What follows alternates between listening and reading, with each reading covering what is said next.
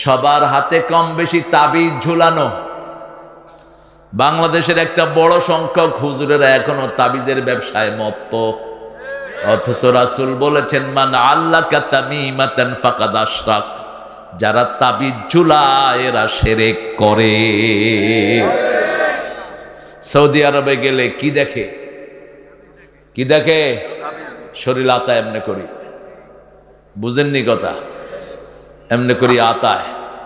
আমি আব্বাকে নিয়ে গেলাম প্রথম 2002, পুলিশ দুইটা আমার আতাইতেছে, আমিও পুলিশের আতান শুরু করছি। আব্বা কয় তুই কি শুরু করছ? নাকি আব্বা আর বাড়িতে লক্ষ্যরা এগুলো জানে না। এখন পুলিশ আমারে বলে তুমি কি চাও? আইস্তাশুফ। আমি বললাম আইস্তাশুফ, তুই কি চাস? কয় আমি তাবিজ চাই। আমি দিছি প্যাডে হাত, হিগে দিছে 80। কত তুই আমারে কুতকুতি দিস কে? আমি বললাম তুই কি আমার আত্মীয় নেই, তোর কুতকুতি দিব কে? এই পেটেও বাংলাদেশে তাবিজ বাঁধে, কয় নতুন জায়গা পাইলাম। কি মোহাব্বত তাবিজের! যেগুলো তাবিজের ব্যবসা করে একটার পরিণাম ভালো হয় না। মৃত্যুর আগে দিয়া বেকা কোকা হইয়া বান খায়া চিত হয়ে পড়ে থাকে। আমার জীবনে আমি কয়েক হাজার তাবিজের ব্যবসায়ী দেখেছি। আল্লাহ আমাদেরকে এগুলো থেকে হেফাজত করুন। মাজার আসেনি? হ্যাঁ, এখানে মাজার আছে। কোথায় মাজার আছে? যেখানে শিরক আছে। মাজার কেন্দ্রিক ব্যবসা, তাবিজ, কবজ, লাল শালু, আগরবাতি, হঁসা হালুয়া। হালুয়া যে কবে আনছে আর কবে এটা চলতেছে কত বছর ধরে, এরা ওখান থেকে কিনা দিয়ে আসে, এরা আবার এদের কাছে দিয়ে দেয়। এক হালুয়া 4-5 বার বিক্রি হয়। খাইছেন নি? আল্লাহ এগুলো থেকে আমাদেরকে হেফাজত করুন।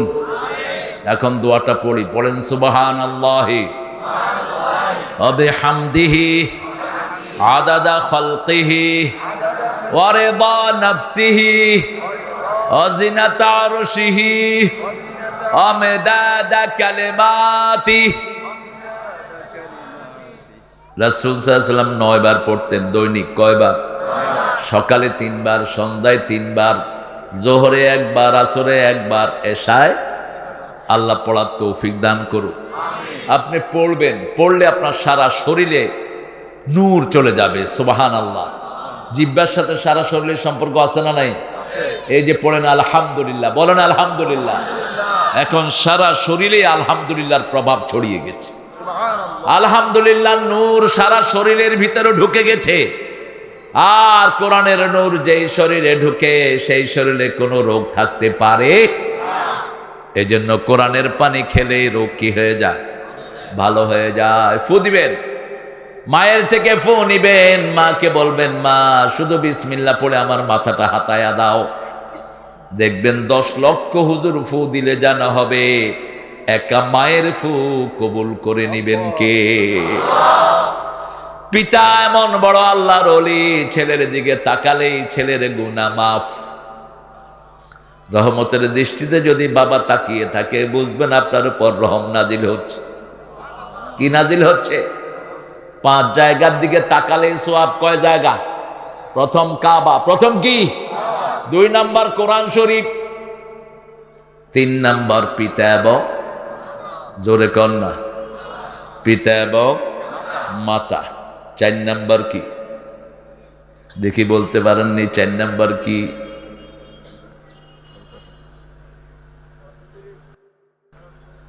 নিজের নেককার বিবি হইলে হয়।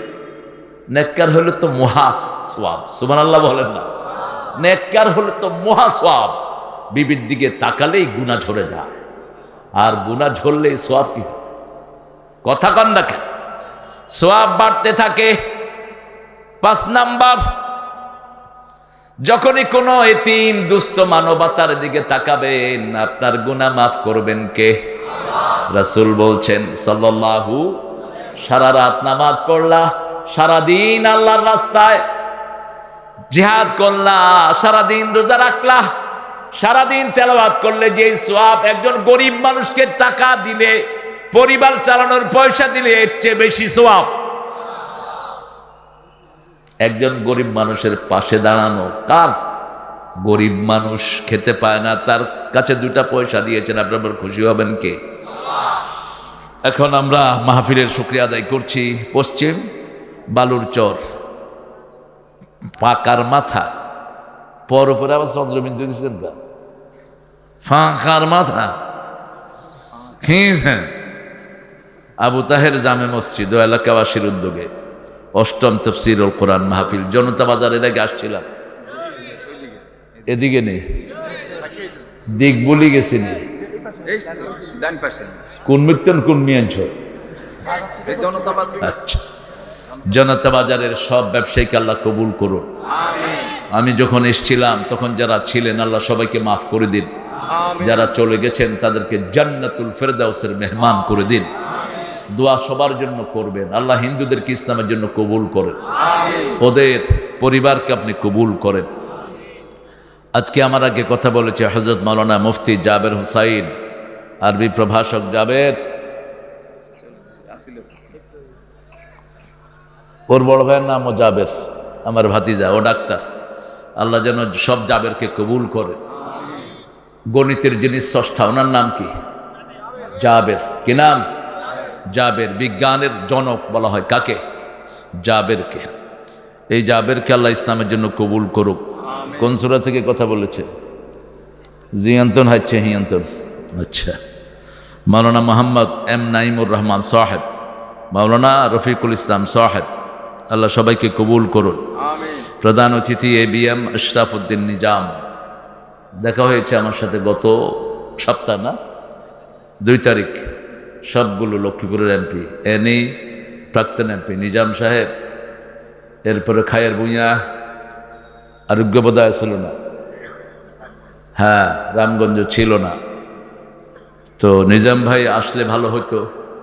আপনার প্রতিনিধি আসছে হিজ্ঞ বাগজে, জামাল। হ্যাঁ, চলে যাও কেন মাহফিল থেকে? মাহফিলে বসে থাকবা, আল্লাহ রোগ ভালো করে দিবেন।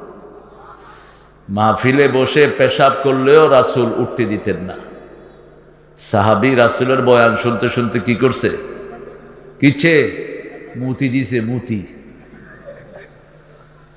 অন্যরা হাত গুটে আনিছেন, বুখারী হাদিস, কত এ কামিয়ানে করলে কিনলে মসজিদের ভিতরে।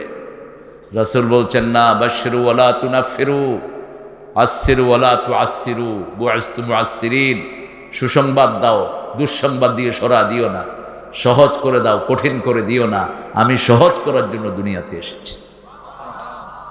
হাত নেমে গেল সবার। রাসূল আলোচনা শেষ করলেন, ওইটা কি রিফরে বই রয়েছে কিসের? এবার হাত তুললেন, আলোচনা শেষ। আল্লাহুম্মা ইরহাম আলাইয়া ওয়া ইরহাম আলা মুহাম্মদ, আমার উপর রহম করেন, মুহাম্মাদের উপর রহম করেন সাল্লাল্লাহু।